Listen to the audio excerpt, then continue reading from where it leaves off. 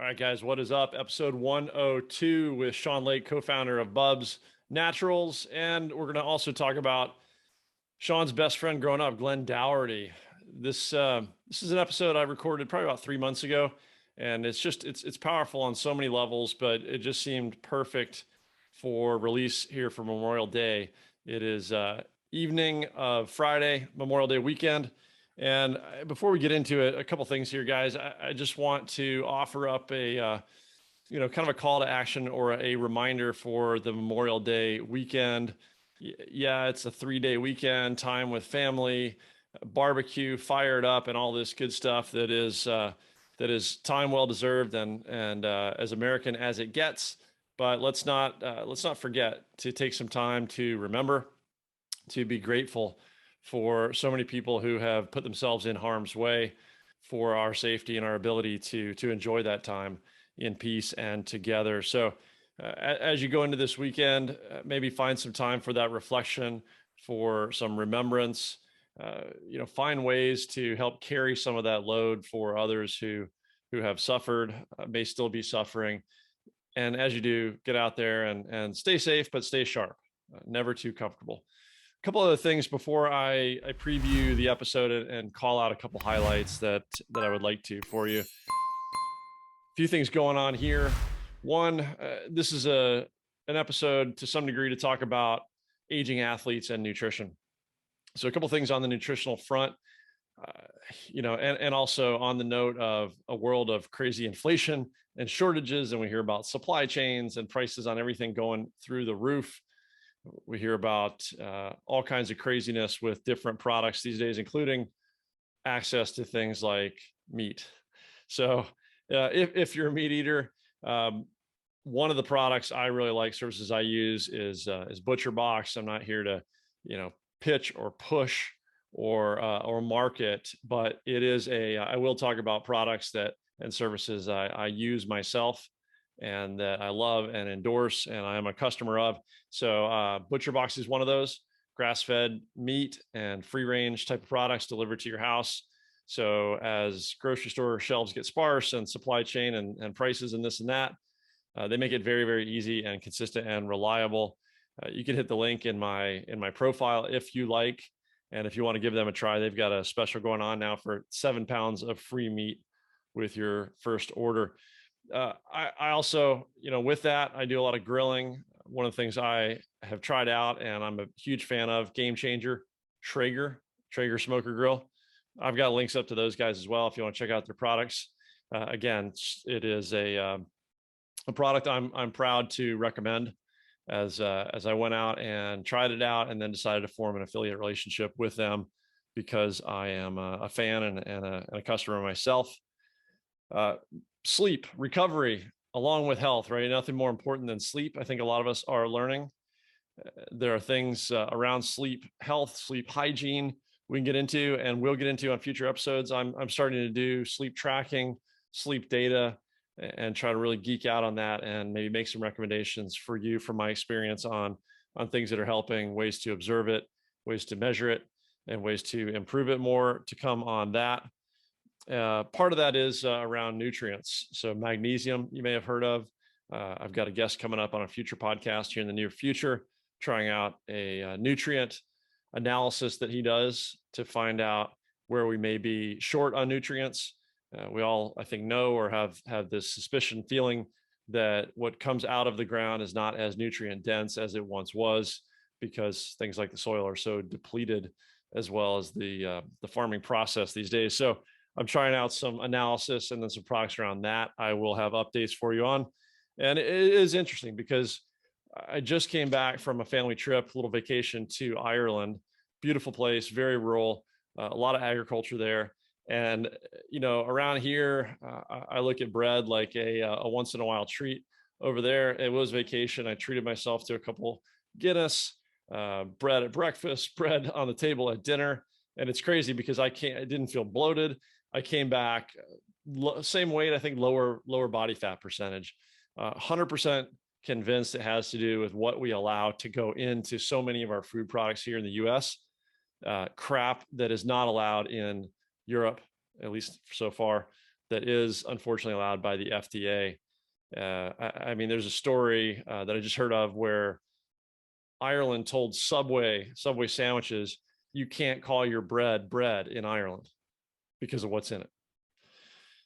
It's it's amazing, and it's tragic, and it's crazy, but a really good source for this, if you're on Instagram or Facebook, or just jump on the web, look for the Food Babe, Vari. Forgive me, I'm forgetting her last name at the moment, but she's got great information if you want to get down that rabbit hole. Unfortunately, you can't unsee it once you see it. But it was pretty shocking to be around, as those of you who have traveled internationally probably know, be around communities that walk a lot, maybe have these different nutritional components to their diet, and then you jump on a plane back to the U.S. and suddenly the body shape of so many people changes drastically for the worse. We truly have, and talk about endemics and pandemics. It's devastating, and it is shocking. So let's get on to BUBS. The segue there is nutrition, of course, today's guest. So I held it up, I think, within the episode, but BUBS collagen powder. There it is. Yeah, good stuff. So Shaun and those guys sent me collagen powder, MCT oil, and some other products and samples. Amazing stuff. I've been using it ever since. We recorded this episode probably 3 months ago, and I firmly believe it's a game changer. His, as you'll hear in this episode, is grass-fed. It is unflavored, so you can mix it in smoothies, anything. It's paleo, it's keto, it's Whole30, and as he'll talk about, it's even NSF certified for the sporting community. So this is all about performance for any age and health, skin, joints, hair, etc. But certainly as those of us who want to stay active and try to keep joints, lubricated, pain-free. We'll talk about that with Shaun. He's got some really good, just kind of where his product came from that led him down the path to even want to offer this out and to help the rest of us. What else do I want to say on that? The MCT oil powder is amazing as well. So we're going to talk about all that from a health and supplement perspective. And then this is why I really wanted to get this episode out for around the Memorial Day holiday weekend, in remembrance of those who have served and some who have sacrificed.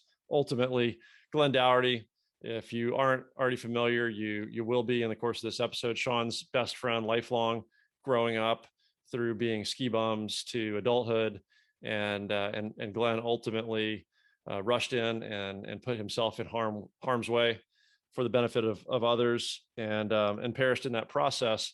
So Shaun talks a lot about the man that Glen was, and how he just affected so many people so positively through his life, just as the person, human he was, and in service to others.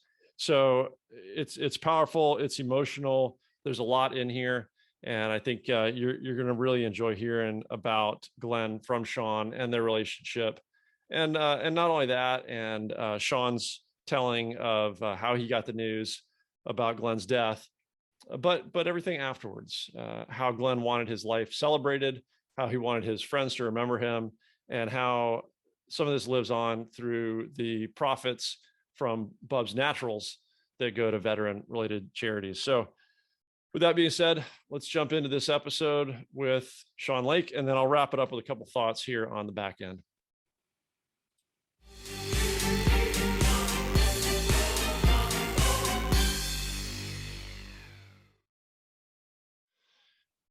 All right, we are recording. Today is my pleasure to welcome Shaun Lake to the show. When I came across Shaun, I saw a quote from him that really hooked me, and it was one of the reasons I was so excited about the chance to get him on the show.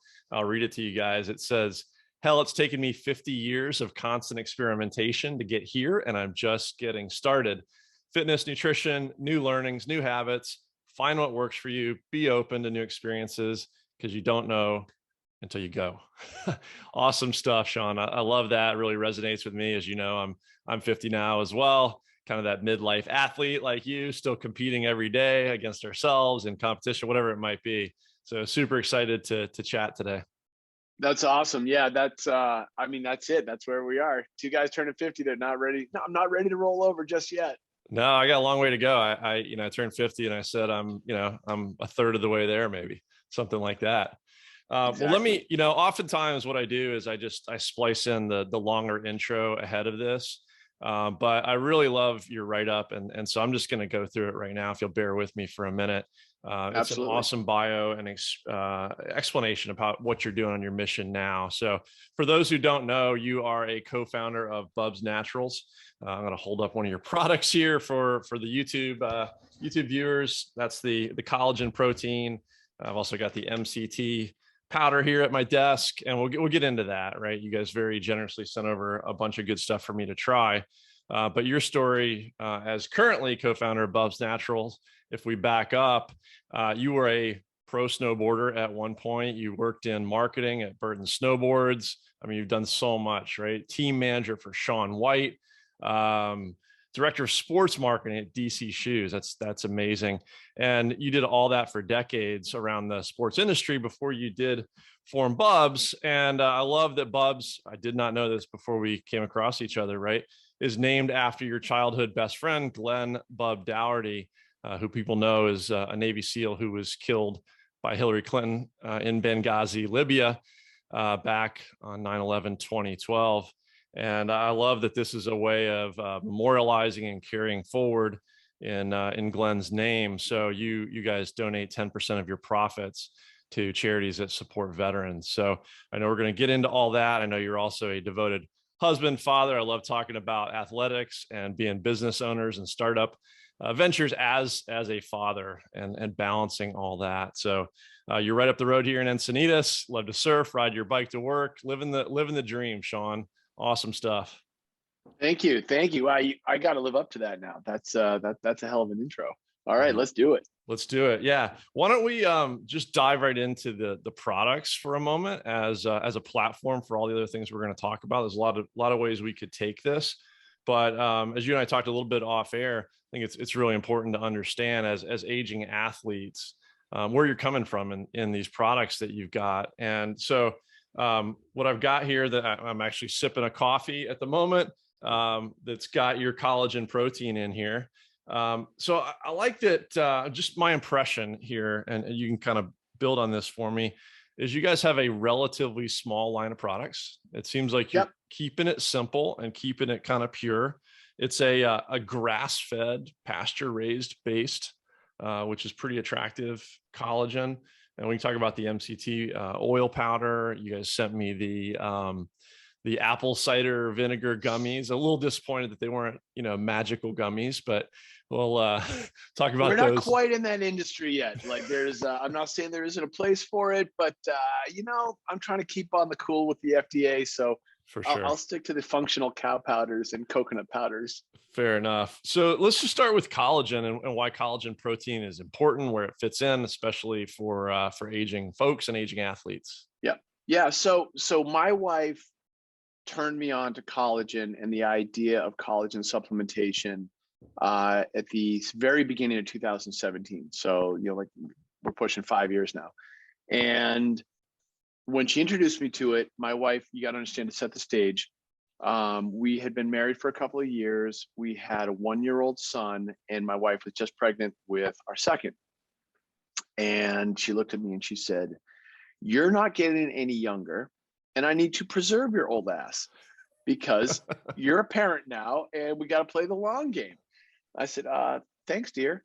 And she said, "No, like your knees sound like crinkled up newspaper when you're walking up a flight of stairs." And that's true. Like I had all this cartilage stuff, and she's like, "It's disgusting." But really, what it meant was, hey, there's some damage going on, and 45 years old, marathons, CrossFit workouts. We've talked a little bit about SEAL Fit. I think we'll probably talk more about those years. Um, Surfing, mountain biking, snowboarding. There's just a lot of miles on this body. And she said, "Listen, I talked to this blogger. I, I found out about this product, and it's supposed to work wonders for joint repair, joint health." And she said, "Muscle recovery, gut health." She's like, "It's supposed to do all of these connective tissue things for the body." I'm like, okay. And I didn't really question her.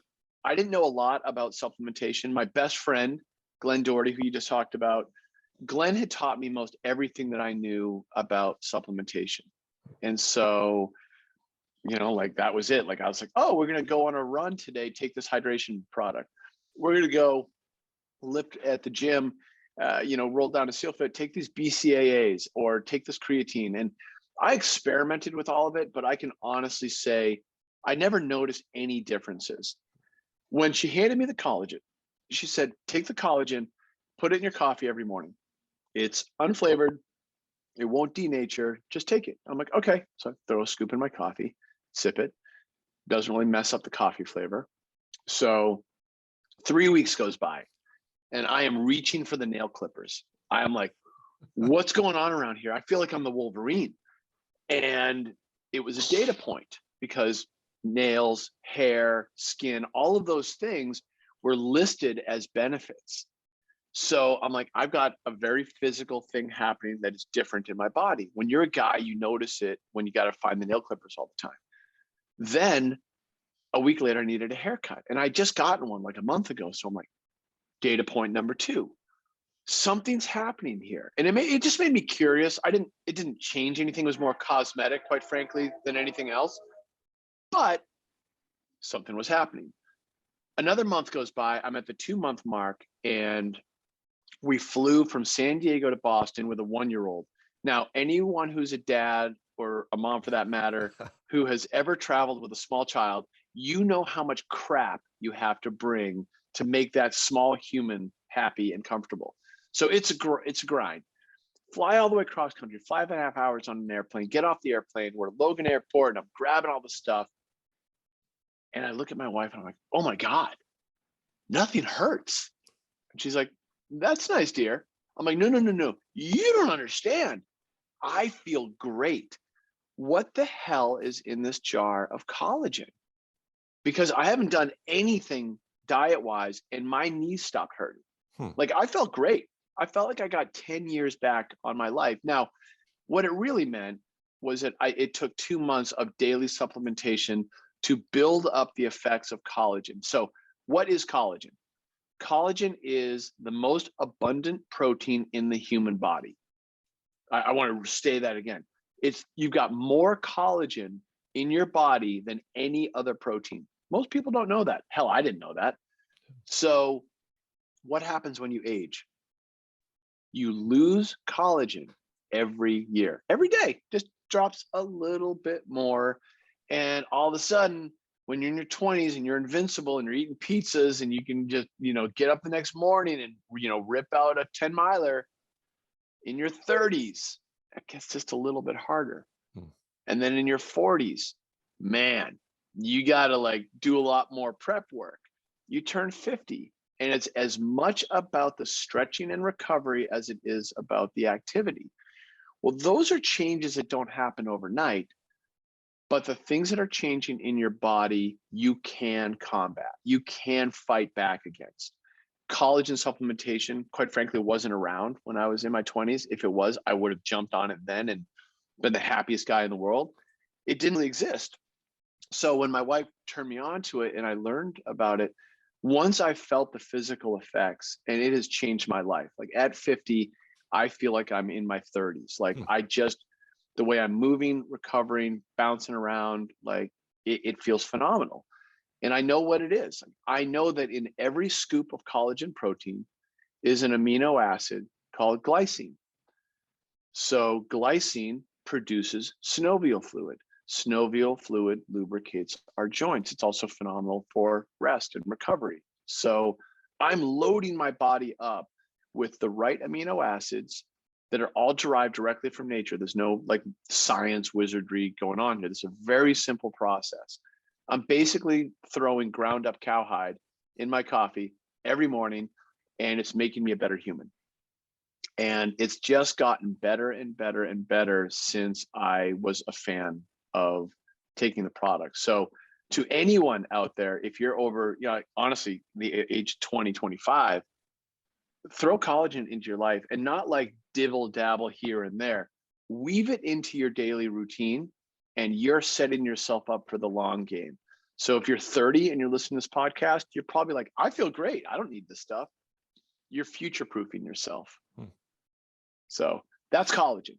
Awesome. Let me add one thing to this, because I guess the universe provides what we need at the right time, right? So we're getting ready for this call, and I'm checking my emails, and I fished a BUBS email out of my junk, and I think it actually described, if I remember what I just skimmed here real quickly, is that this supplementation of collagen will sort of spark our body to start producing more of its own. So we do produce it endogenously, but that tapers over time, as you mentioned. But the Yes. supplementation can also not just bring it in exogenously, but help our body start producing more as well. Is Yeah, that right? you're absolutely right. You're reconditioning your body to restart that production. But that's the continuous supplementation. So it's Mm, sort of outside and inside working harmoniously. Um, awesome.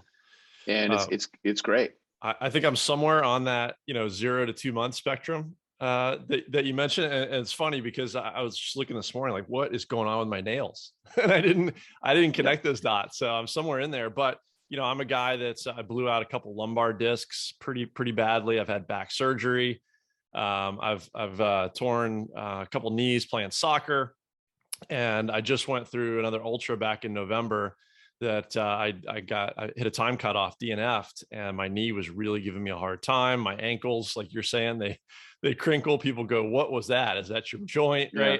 Right? So, but hey, I've been taking your stuff for a few weeks here, um, along with some pretty intense stuff I'm doing to get ready for an ultra next month. But I feel great right now, and I'm definitely going to carry this through on a daily basis and see what shows up at the next ultra. Yeah. I mean, we're gonna have a conversation a month from now and 2 months from now, or like 6 months from now, and that's gonna be where the magic hits. Like I can't wait for that conversation when you're saying what I'm already saying through the discovery of the last several years that I've had. Awesome. And again, like folks that are paying attention, it's like we all have our aches and pains. They're different. Every human is different.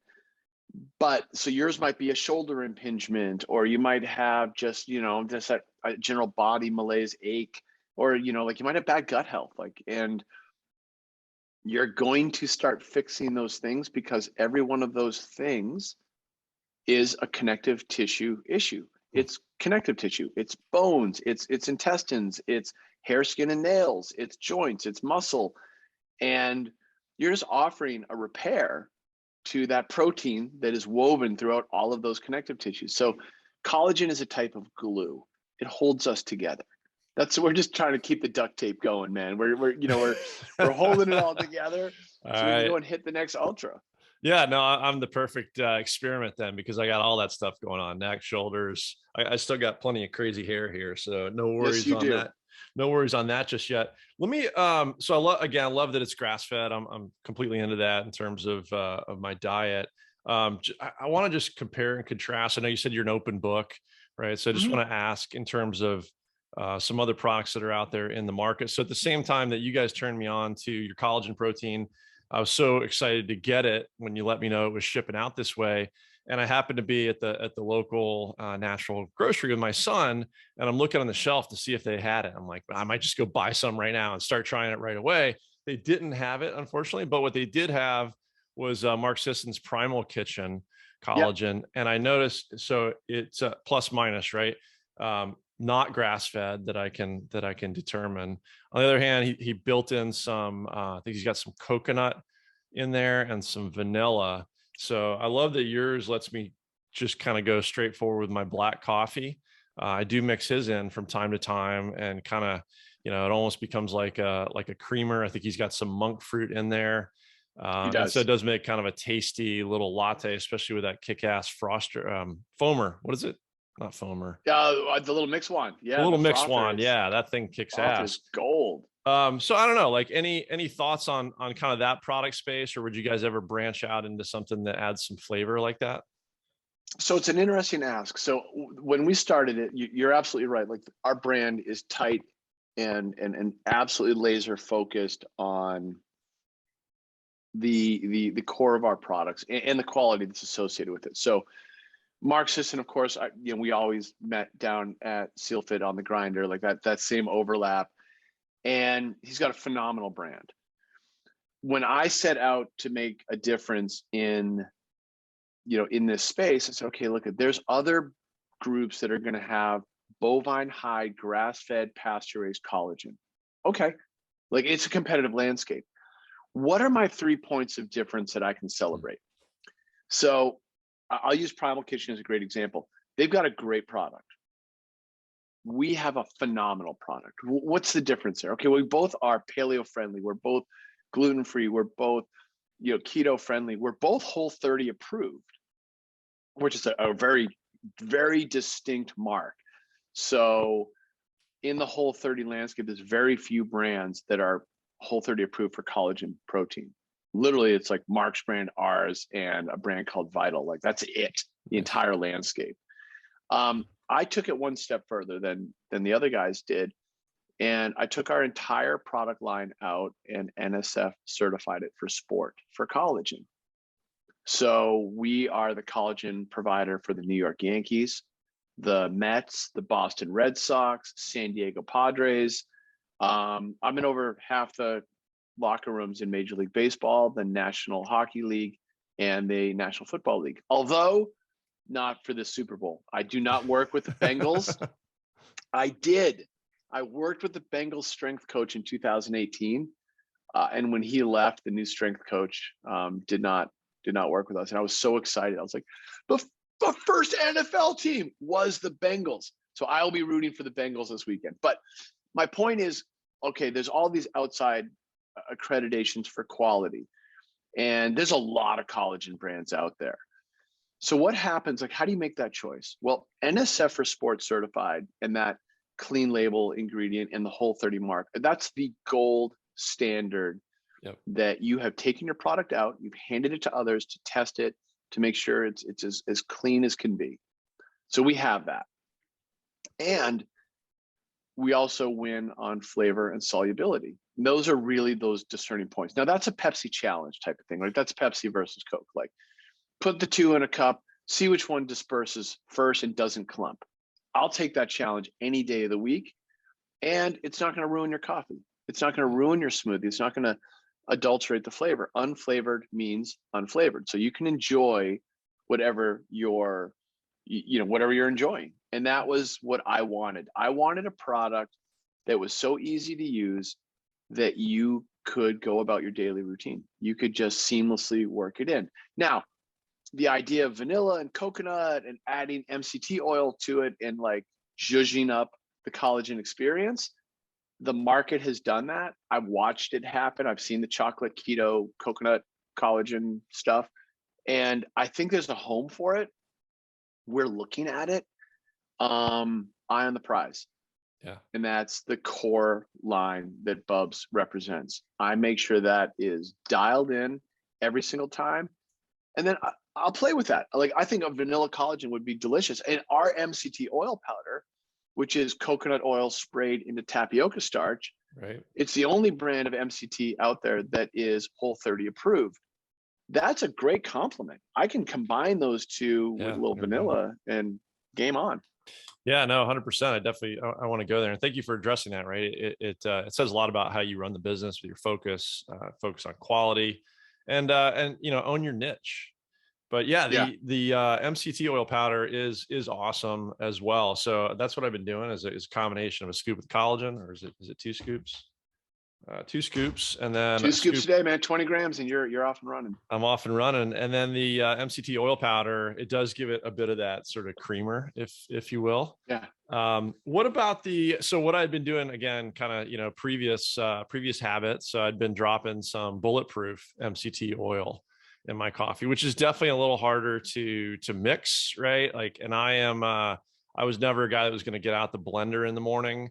So I'd always have just some ghee and some MCT oil just floating on the top there, sucking it up, like, getting a little MCT oil mustache as I drank my coffee. Yeah. This one blends that's disgusting. Not gonna lie. I tried it. Like I played with the whole bulletproof thing. I remember former SEALFIT coach, Dan Cirillo, Taco, put together a camp up in Montana, and it was called Turning Steel, and it was meant to be like the SEALFIT graduate experience. And it was like land nav, shooting guns out in the middle of nowhere in Montana. It was badass.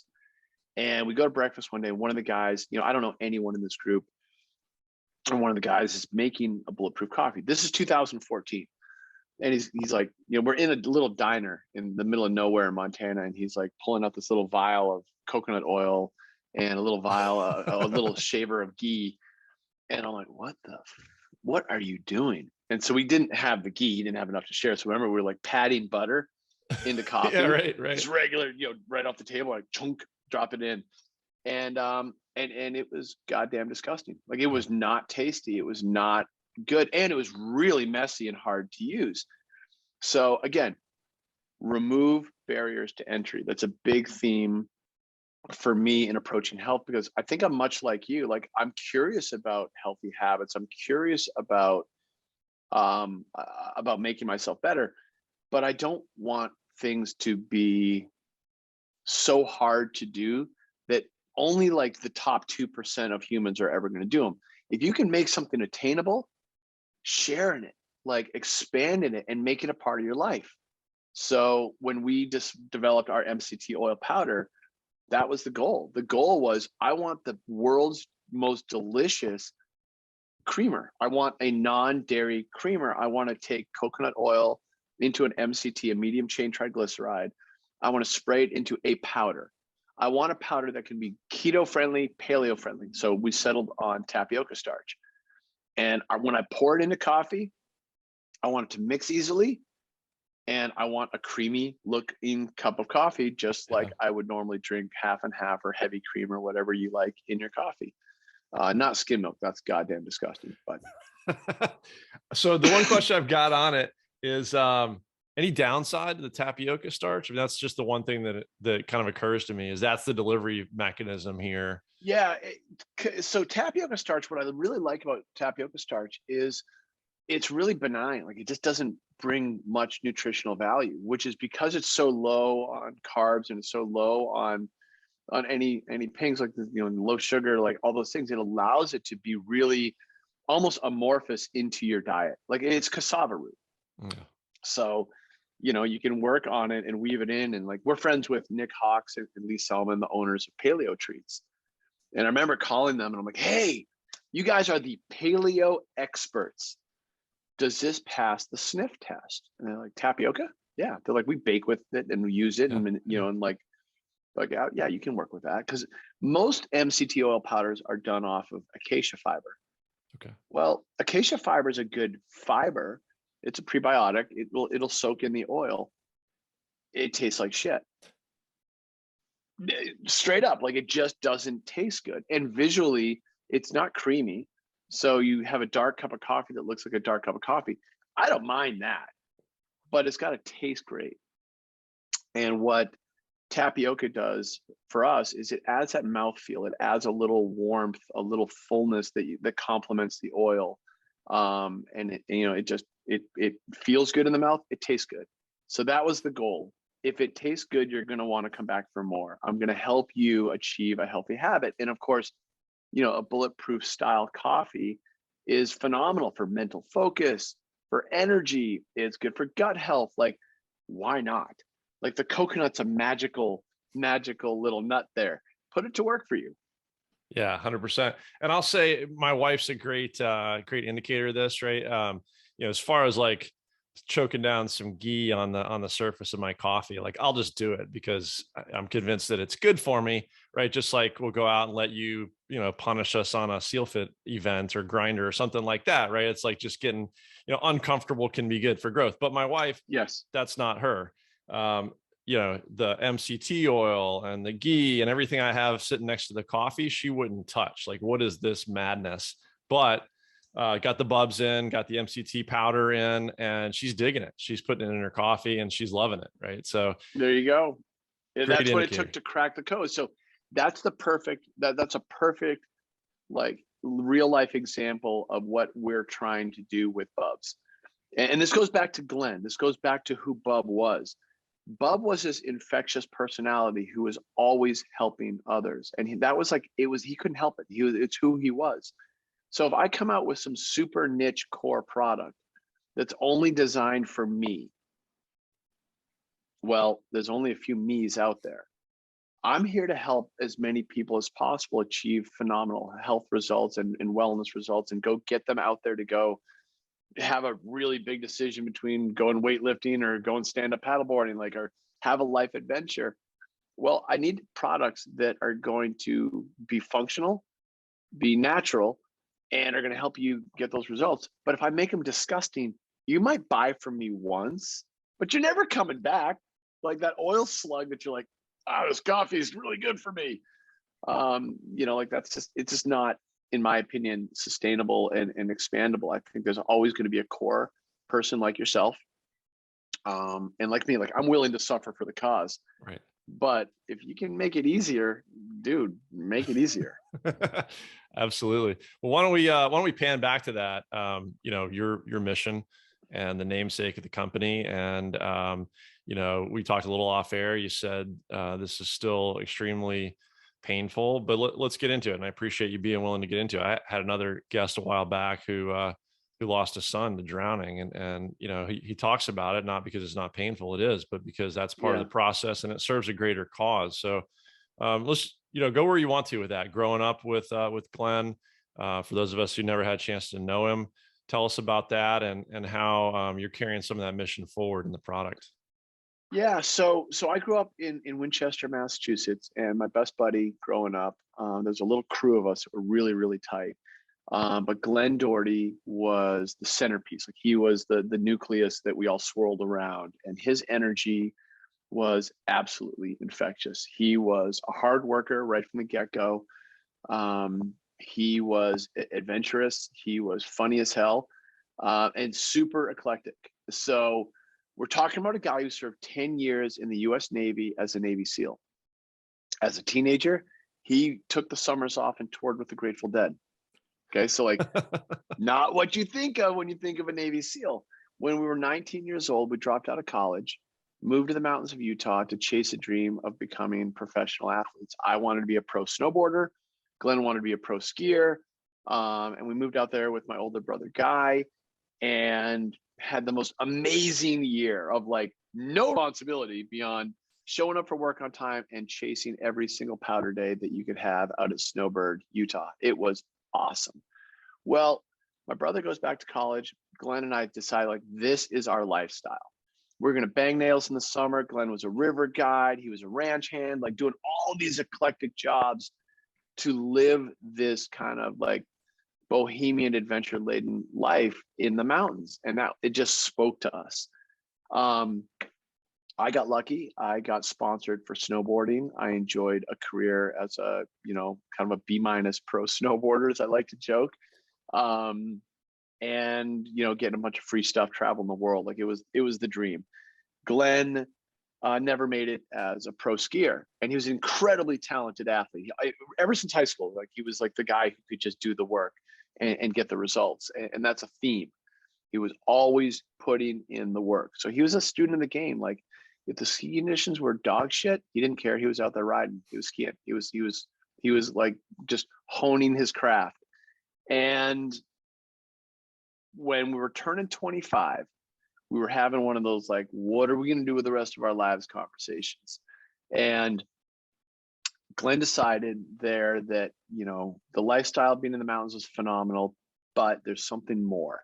And I had that same thought. I'm like, we can't do this forever. This is great. I'm getting paid to snowboard. Like, this is the best life ever, but you can't do it forever. So what's next?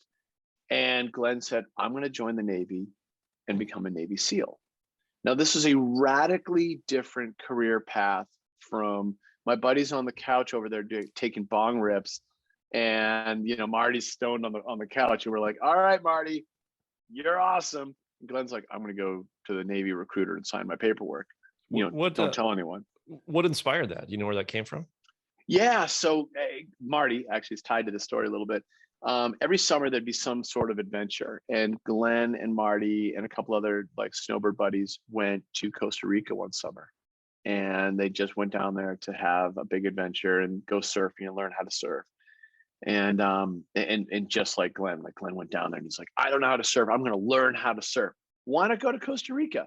So they spent like a month down there, and Glen met a couple of Navy SEALs that were on leave, and they hung out for, I don't know, a couple of days. and they hung out enough. And these guys kind of got it in Glen's head. They kind of pumped him up a little bit. They're like, hey, man, you could do this. Like, you could do this job. And Glen was like, really? And the thing about Glen and the idea and the choice to becoming a Navy SEAL, I don't know. I never was one. I never served. I've been lucky enough to be friends with dozens of guys who have served in the teams, and they're all different, and they all approached it for different personal reasons. Glen wanted the challenge. Like, we all love this country. Glen loved this country. Glen wanted something more for himself. He wanted to see what he was made of, and this was that challenge. Being a pro skier was a challenge, and this was the next one. And college wasn't it. He's like, that school's cool. And I was the guy who's going back to college. I was like, hey, I'm going to take my snowboard money and I'm going to graduate from school. Like that seems like a logical path for me. It makes sense. I want to do that. And Glen was like, no, I'm going to go travel the world. I'm going to go see what's out there. Wow. So again, very different, just a different approach. So it was right for him. I drove him to the recruiter. He signs his paperwork. I'll never forget, like, having long, shaggy hair, and the recruiter looks at me and he's like, "You gonna come in here, son?" And I'm like, "Nope, I'm good." And Glen told all of our buddies, and everyone was like, their minds are kind of blown, but everyone kind of got it. They're like, "Yeah, you're kind of meant to do something bigger." And that's it, because he was this centerpiece. He was the nucleus of every group he was in. It was Glen and everyone around him, and it wasn't that he outshined everyone. He just brought that much energy and passion and humor and accountability all rolled into one. So, like, he was the guy you wanted to be with. He brought out the best in you. So Glen joins the Navy. I finished my snowboard career. I end up getting a job, unlikely career path, with Burton Snowboards. I get hired as the North American team manager for Burton Snowboards. This is in like 2002. This is 20 years ago. So I'm hired specifically to move to Encinitas, California, and work with a young snowboard phenom named Shaun White. Shaun was 15 to 16 years old at the time. So fast forward, right now we're talking the day after Shaun just placed fourth in his final Olympics at 35 years old. So I worked with the kid, 20 years ago. It's wild. And Glen was a Navy SEAL. So I'm here running around the world with professional snowboarders, going to the X Games and going to different snowboarding contests. Because my career in snowboarding was different than that. I was more filming big mountain powder. Like, I was basically paid to snowboard to go scare the shit out of myself. Right. Different than a slope style contest, which is equally as scary to me. And it was a phenomenal experience. I learned a ton about marketing, how the athlete is marketed with the brand, like all that great stuff. And then every weekend I'm getting together with a bunch of Navy SEALs that, kind of anchored by Glen. So we're always in San Diego. He's down at SEAL Team 3. And then the entire action sports industry is all around me. So I end up working with ESPN. I end up working with the X Games for a while on their franchise. And I worked at DC Shoes for about 6 years as their head of marketing for snowboarding, surfing, motocross, BMX. I worked a little bit with Ken Block, who was my boss at the time, who has become world famous for rally car racing.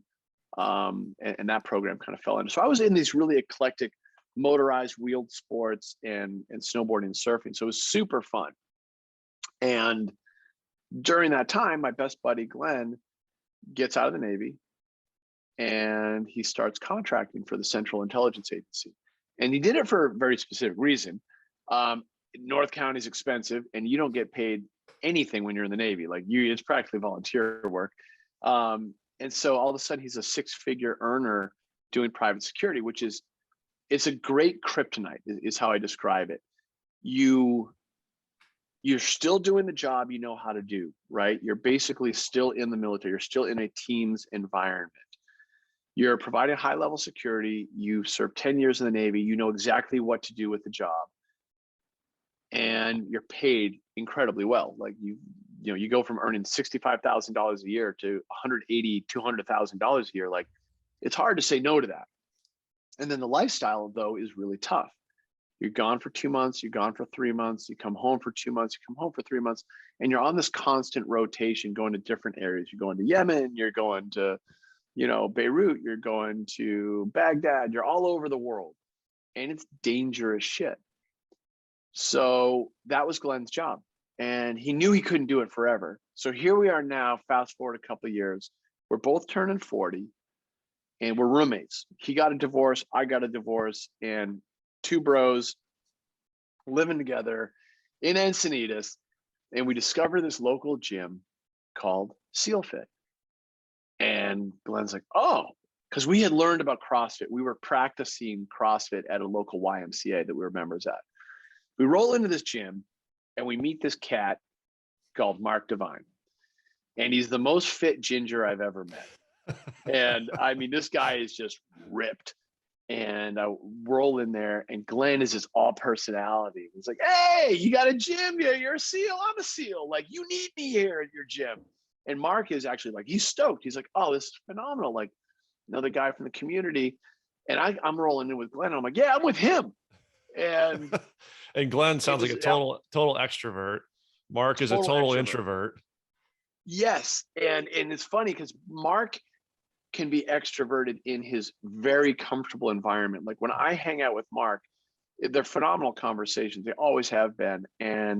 But left to his own, he wants to go to his cabin in Utah and write books and like be with his thoughts and develop his programs. And that's Mark. But back then, in 2008, it was a little, he was the face of the gym and he was just starting on that voyage of I think expanding what SEAL Fit was going to be. So we were right there on the front end of it. It was super cool. We didn't know until years later what it would turn into. So Glen and I joined the gym. Glen starts coaching there when he's in town and when he's not on deployment. About a year into it, Mark sits me down.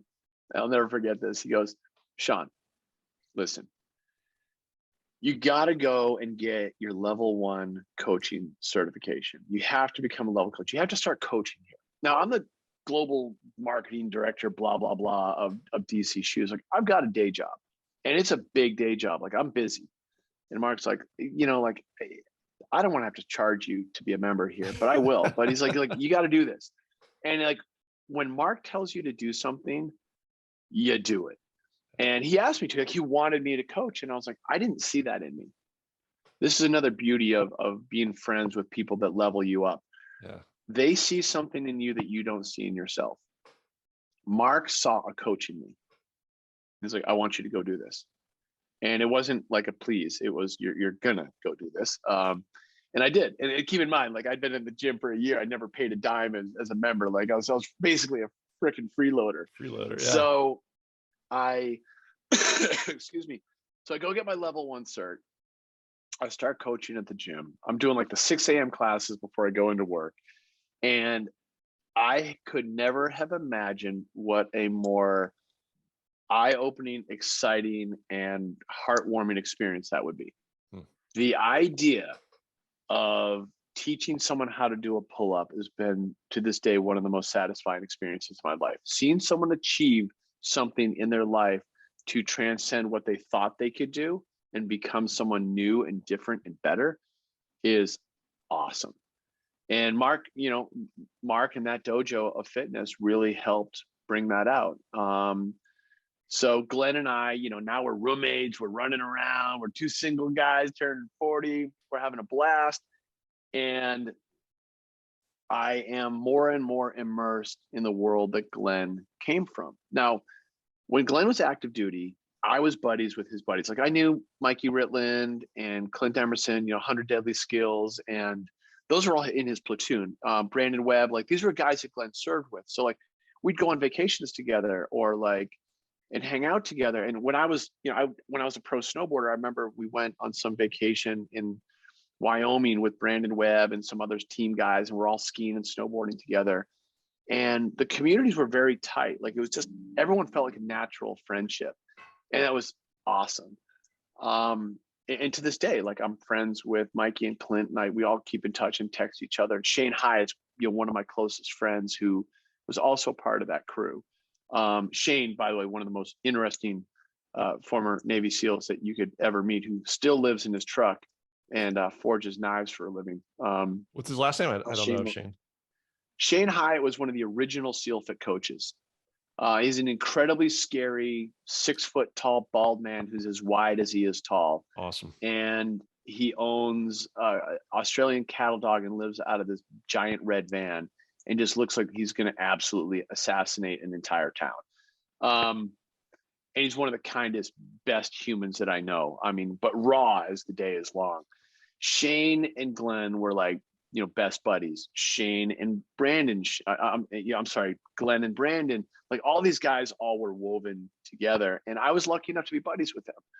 So when Mark was really ramping up on SEAL Fit, he was his coaching cadre was Taco, this guy Dan Cirillo, former Navy SEAL.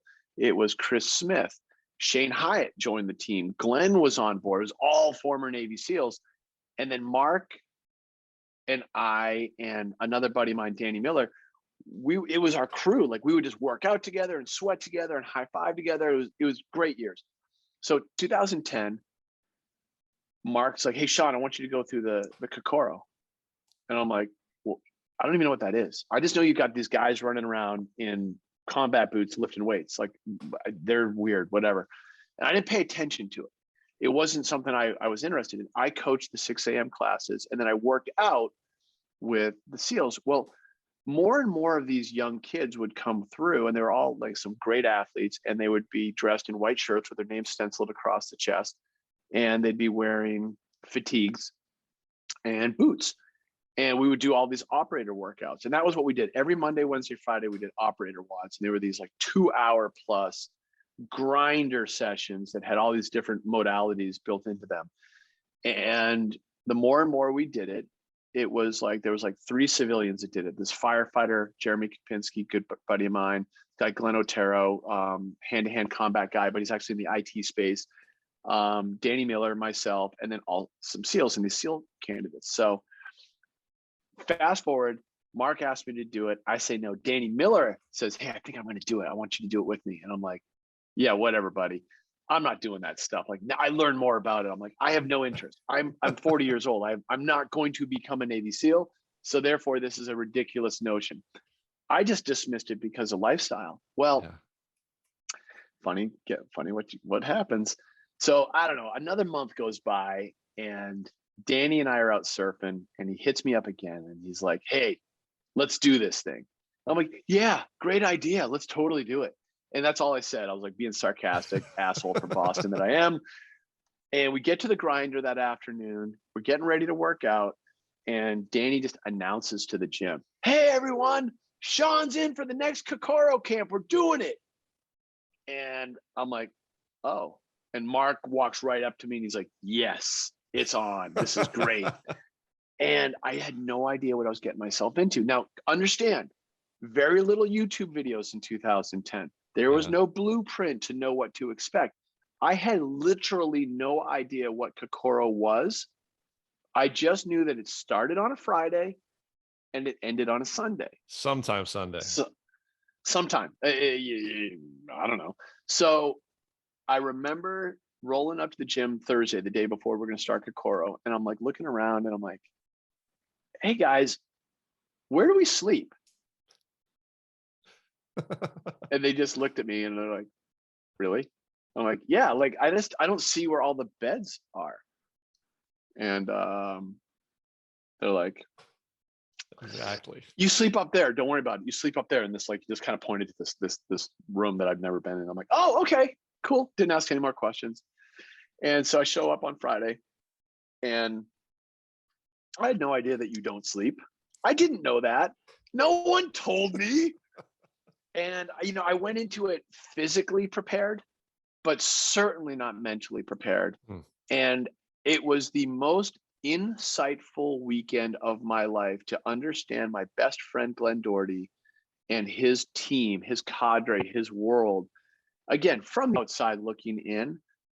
But wow, what an expansive opportunity to learn what you are made of and to really take massive steps forward in your life. And I mean, that was 11, 12 years ago. I'm still unpacking some moments that I still lean back on that and rely on. It's absolutely amazing what it does for your mental capacity for work. Your physical is your physical. But damn if it doesn't help you with that gear, if it doesn't help you with determination and grit and just the ability to get things done. And it helped me appreciate Glenn and his whole line of work. Because like I never asked him what he did in the Navy. I never said, hey, did you kill anyone?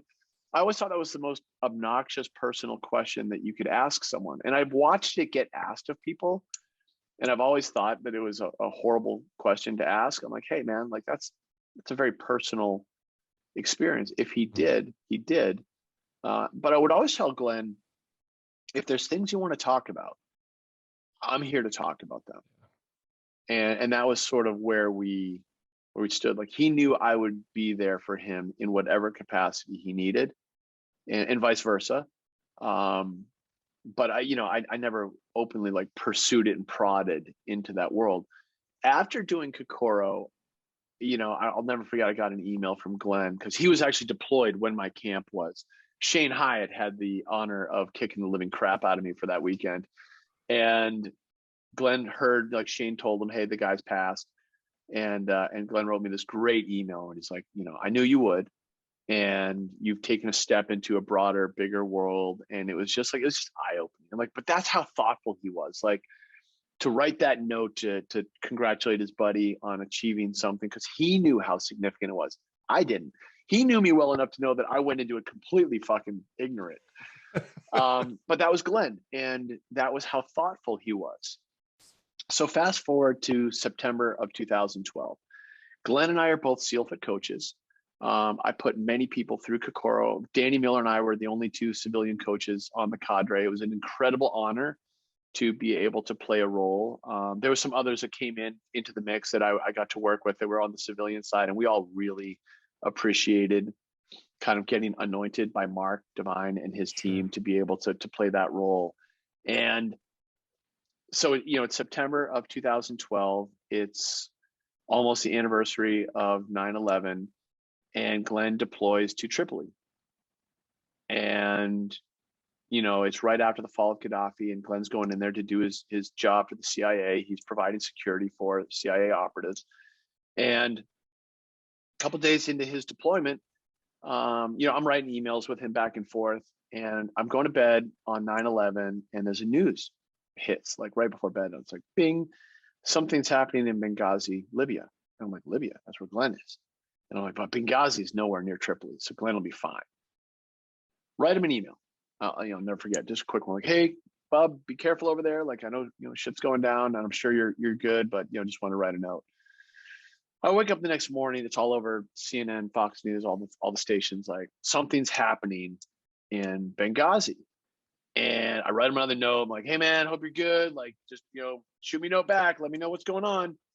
And later that morning, I go to the gym. I go to Danny Miller's gym and down in Del Mar, get a workout in, and I'm leaving the gym and my phone rings. And again, things you never forget. It was a phone number that was not, local area code or whatever, that I would never normally answer. I would never answer a number I don't know. I'm like the ultimate screener of calls.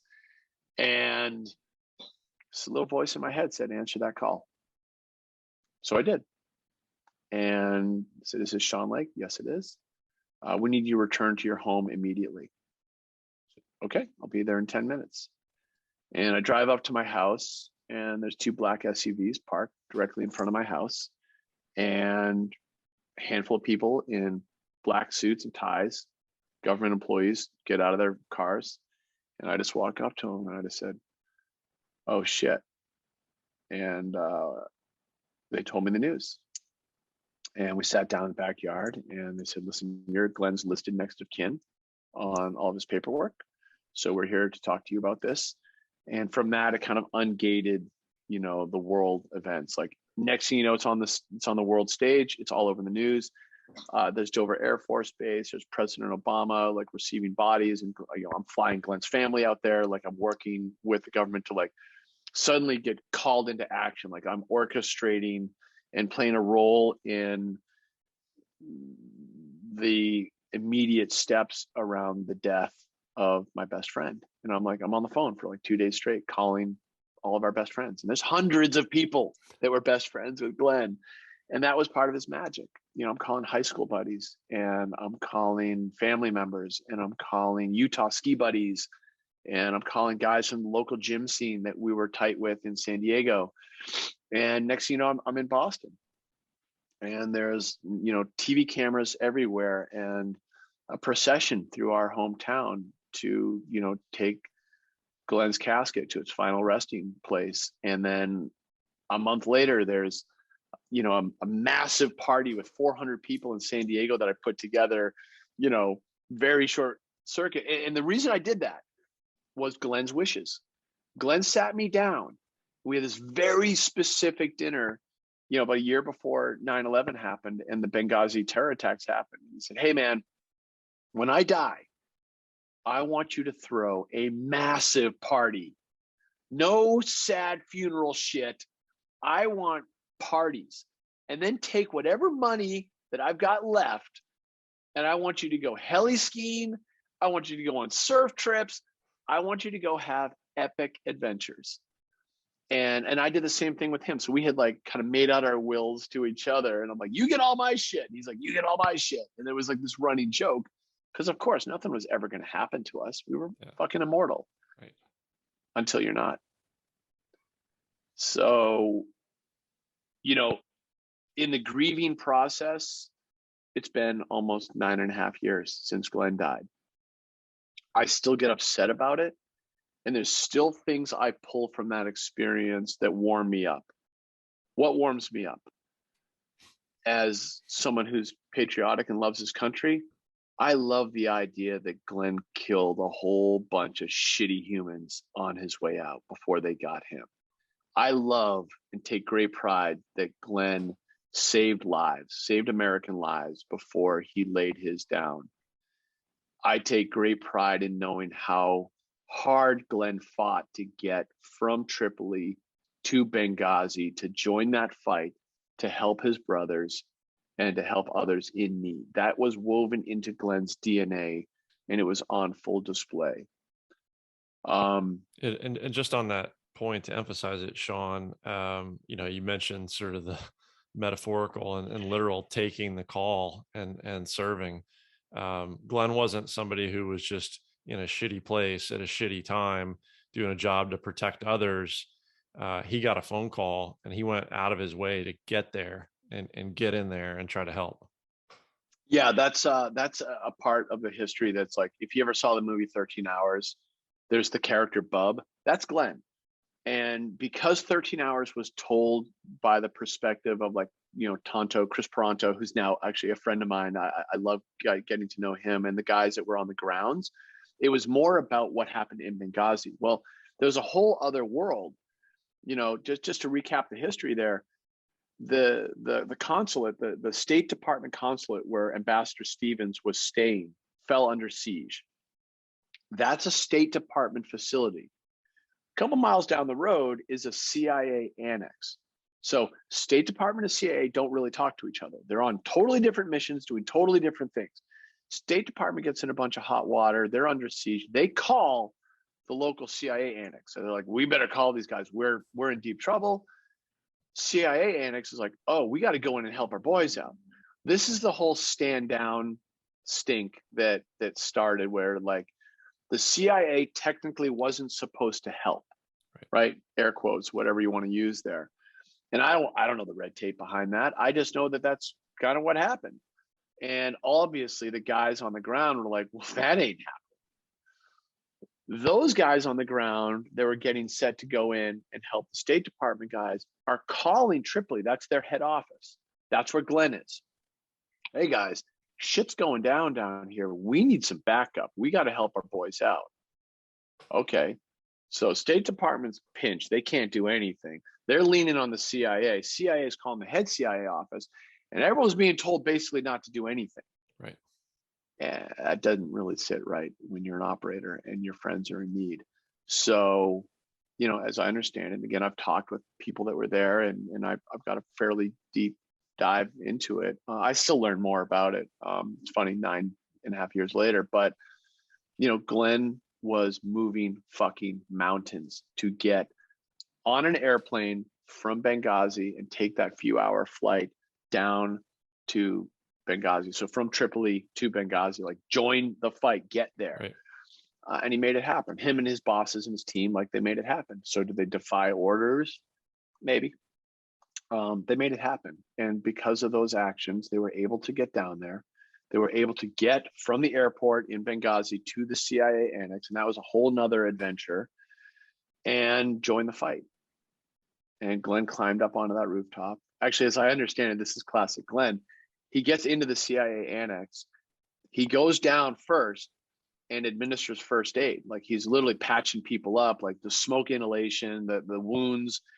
He's like, because he's the one who's qualified. He's a medic.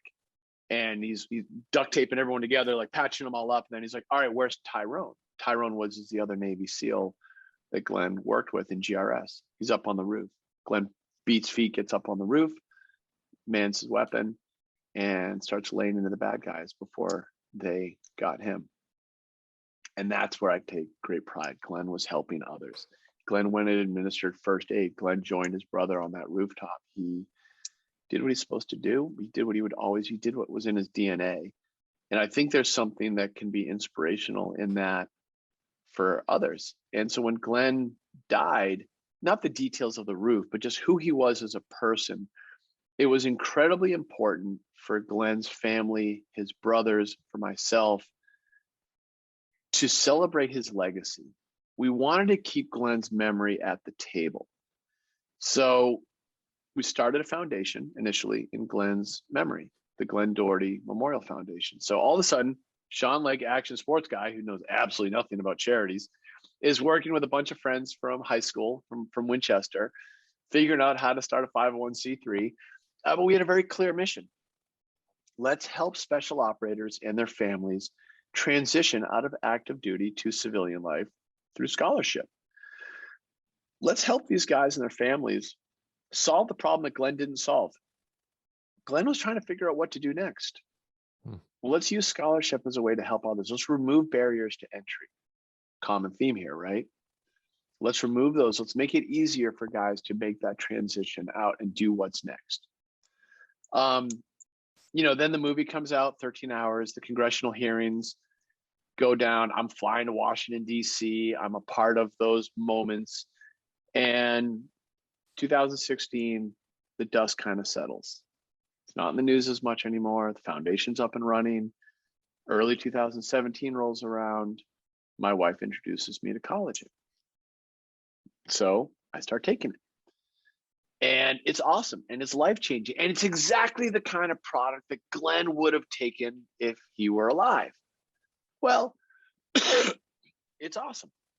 I start taking it, and future business partner, guy named TJ Ferreira, comes over to my house one morning.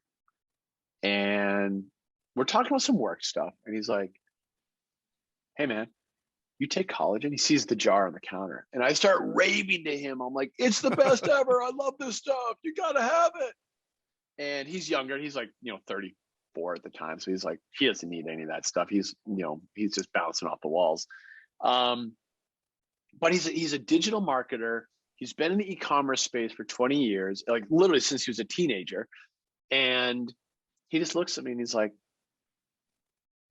does it work?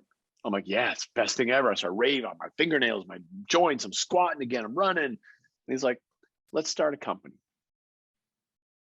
And I'm like, are you kidding me? I've got a 1-year-old in diapers waddling around behind you. My wife's pregnant with our second child, and you want me to start a company? Sure, man. What does it look like? And these are the curveballs in life. These are the opportunities in life. I'll always have those conversations. I didn't take it terribly seriously, but I'll entertain it. And so we just had a conversation. And I said, what would a company look like? Opening question. And we looked at each other and said, at the exact same time, pinnacle moment. Well, whatever we do, we'd have to do something cool for charity. That's it. Opening line. I just looked at him and I just lit up like a Christmas tree. And I'm like, well, I know the charity. It's got to be Glen's charity. And this is exactly the kind of product that Glen would have taken. So we'll call the company BUBS Naturals, because Glen's call sign in the Navy was Bub. The company will be a tribute to Glen and his way of life. This guy who is always helping others, just like collagen is, I'm sorry, just tangled the words there. This guy was always helping others. So we'll give 10% of all profits to charitable cause in his name, the Glen Doherty Memorial Foundation. We'll donate 10% of profits in his name. And every product we make will stand for self-improvement, because Glen was this guy who was always improving himself, reading books, graduating from college, like fitness, you name it, he was always leveling up. We'll inspire others to be a better version of themselves, and we'll always be helping others in the process with a charitable cause. We had no idea if it would work. We completely bootstrapped our way out of the gate. We vetted the idea of BUBS with Glen's family and his former teammates and ran it by them all, and every one of them said the same thing. Glen would kick your ass if you don't do this, so you better do it. And that's it, man. Like, we set out to learn the collagen space, to differentiate, like, that we've done, like we talked about earlier. And I mean, quite frankly, if I was going to put Glen's name on the jar, it better be the best damn products I could get my hands on. Here we are. That's so awesome. The some just people, personalities, actions, deeds are truly bigger than life, right? And he's clearly made like a huge imprint in the fabric of the universe. And I love that it's carried on through the name of this product and the foundation, the memorial, that it's still benefiting. I don't think I knew about the 400 person party in memorial for him, but I do remember, things that kind of stick in the fabric of the universe. I remember a picture of a huge paddle out that I believe you guys did. That was the same weekend. Okay. Yeah. So that paddle out we started at SealFit. We started at the gym. Mark gave a speech. Lance Cummings gave a speech, and like 100 people walked surfboards down the 101, went down Swami's and did a massive paddle out to, memorialize Glen. That night we had a raging party at the Del Mar racetrack. Everyone gave speeches, and I just kind of like facilitated this gathering of incredible humans that Glen had curated over his life. And it was amazing. The news people were all there, and I've met senators and congressmen, and I've met so many people that have just genuinely appreciated who Glen was and what he did and the sacrifice that he made. And, as the guy who's the executor of his estate, kind of in charge of his legacy, I felt a calling to celebrate that and share that with the world, and just enjoy it and embrace it, because, hey man, like these were the chips that were handed to me. This is what happened, and it's what you do with it that matters, right? I couldn't change what happened in Benghazi, but I had the opportunity to make choices on how to act afterwards.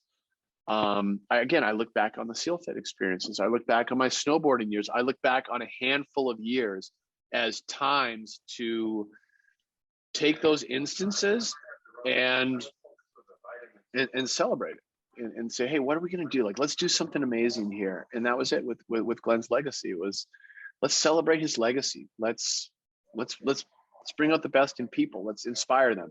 The BUBS brand was like this happy accident. I wasn't looking to start a supplement brand, but I knew that I loved being fit. I loved having adventures. I loved that DNA, and it just all felt right. Like, it just all lined up, man. It was kick ass. Well, I love what an impact you're saying it made for you. I'm looking forward to experiencing more of that for myself here over the next coming weeks as an athlete. I'm up on the time I scheduled with you, but I'd love to tie up a couple points here if you got a couple more minutes. Yeah, let's go. Okay. I got a few. Let's make it count. All right. Yeah, I got just a couple I want to touch on here, and what a huge honor and responsibility Glen left you with, and the opportunity to carry that forward. Just touching back real quickly on the story you told around Kokoro, and I'll share a little bit of a similar experience. I walked into I'd been to some of Mark's events and training, and more on the unbeatable mind side, the mental toughness side of his organization. I signed up for a SEAL Fit event, the 12-hour event, and I walked into his new facility. So Encinitas had already closed. Go up there to the new place, and I walked in to get some of the pants, like the black BDUs, right, for the event. And he happened to be sitting there in the front kind of lobby area reading and probably working on his next book, right?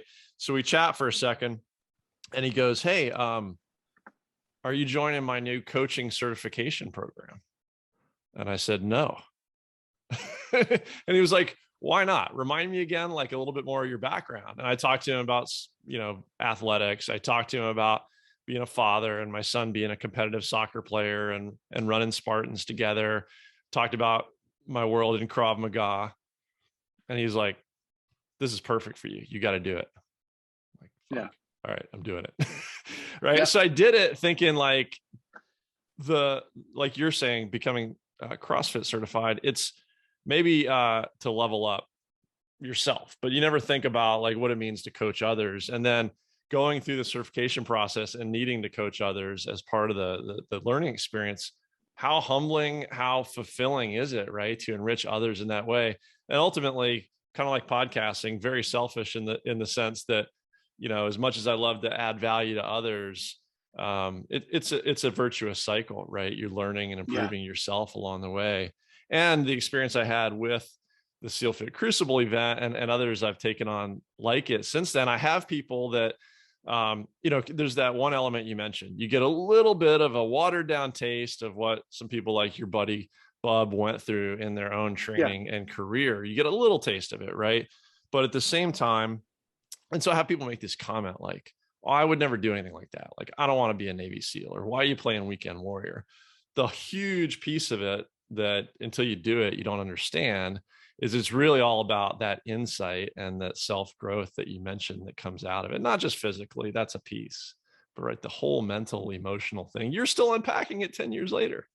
I mean, not only that, from the Glen thing, like that's one part of it, but like being around great humans is inspiring. It is infectious. It pulls something out of you. And I don't know that great humans are consciously trying to be great humans. They're not like getting out of bed in the morning being like, "I'm going to go and show the world how great I am." Because I think that's the false shit. That's where it's not authentic. I don't think Mark set out to be this like Pied Piper for unbeatable minds. It's just who Mark is. It's just who he naturally is. It's Mark being Mark. It's Mark putting on his pants in the morning and going out and engaging with people. He's an introvert, but when he speaks, it's inspiring. His actions are inspiring. It makes you want to level up. Glenn was the same way. We all have those people. It's funny when you become that person, or you just play a role in that world. It's awesome. It is satisfying. It is enriching, and it makes you want to do more of it. Going through SEAL Fit, going through the Kokoro weekend, I 100% was different going in than I was coming out. Having coached several Kokoros over the years, I mean, probably a dozen or so, because I went through Kokoro 11 and I think I stopped around 20 something, like, I don't know, a couple years later. And seeing that difference from the outside and helping shape that experience going through is wild. It's awesome. It's inspiring to you. Like you get something from that, like just like you do with podcasting. Like it's amazing. Like I'm so glad to have spent years helping shape those experiences for others. It was amazing. So I'm forever grateful in that. And I think anyone who listens to this or anyone who's a part of your community, like they're looking to take better action in their lives. And one of the best ways you can take good action is, just inspiring someone to do something cool. Do something cool yourself. It always starts from within. It always starts here. That may 100%. sound selfish, and it is, but that's how it works better for everyone else. It doesn't start with you being selfless. If you're not feeding your own beast, you're never going to help other people become theirs. Yeah, 100%. Like you got to be happy yourself first before you can be happy in a relationship or with others. So last thing, I think I was going to touch on, fatherhood and balance in business and all that, but let me just ask it this way. You got a couple of young kids, and we talked a lot about Glenn and his impact. What do you take away from your friendship with Glenn and the example that he set for the world as a father, and what you intend to teach your children? You know, I think service is probably key to that. And service doesn't have to be military service. I want to be really clear about that service is something that we all have to interpret ourselves.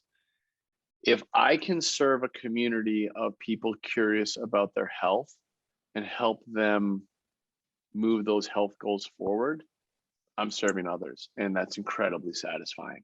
It could be coaching that mom, her first pull-up that I'll never, ever, ever forget. That's service, like whether you're paid for it or not is irrelevant. It's the idea that you're helping others achieve a goal and moving their lives forward. That with my children, it starts with really small things. You gotta eat your chicken if you want to go and play soccer. You need your protein. So, build it up here, and then be a kind human. Glenn was one of the most kindest humans. He was a lethal motherfucker, but he was a kind human. He inspired others to do great things. You do that with warmth. He attracted the bees with honey. Like, he was that guy. I want my kids to be that way. I want my kids to just be good humans. And I think that's a simple goal that's very nuanced in how you approach it. But I've got a great blueprint laid out for me. I like to think my dad, he's a bit of a hard-nosed guy. He started it. And I've got that to kind of look into and lean into and grow from there. So I'm excited for the journey. I love those moments. I love seeing my son unpack new things. I love seeing him complain when he gets out of the shower and the towel's cold. I'm like, you don't know cold, kid. Wait till the ice bath comes in. You're only 5 now, but it's coming. And helping him, just sit there and be like, a lot of cold towels out there in the world. You'll see. You just got to you get them educated along the way. And I've got a great blueprint for that. And I'm excited for the journey. That's so awesome, man. I'm excited for you as a father, and so excited for what you're doing with BUBS Naturals. I really appreciate the generosity of your time today in the conversation, and digging into some hard stuff to talk about, the generosity of the products that you sent me. Looking forward to calling you in about a month and saying, hey, I just crushed the next ultra, and I'm 100% sure that the collagen was a part of it. Hell yeah. I want that testimonial. I want to hear about that. And I look forward to keeping in touch. And, the next time you dip down to Carlsbad to go and see Mark and his crew, I'll swing by and say hi and spend some time. I'm excited for that. So thank you for having me on here. This has been a phenomenal conversation. Yeah, brother. No, I super appreciate it. Thank you again. We will get links up to BUBS and all your stuff and the products, of course, as well as the Memorial Foundation. Super important stuff. I know the crowd is really going to value this one. So, Shaun, have an amazing weekend. Thank you again so much. Awesome. All right, guys. Thank you again to Shaun Lake of BUBS Naturals. I will keep this relatively short. I think I said all that I wanted and needed to say in the run up at the beginning. I just wanted to close it out one more time in saying happy Memorial Day weekend, in the sense of enjoy your freedom, enjoy your time with family, go out and be safe and be happy. But please remember, all of that is a freedom and a luxury we have, often at the expense of others who are willing to serve, first responders, military, the veterans that are out there. Take a little time this weekend just to remember and to honor in that process. So stay safe, get after it this weekend, get a Murph in, do something that sucks a little bit as well as part of that process. And we'll see you next time.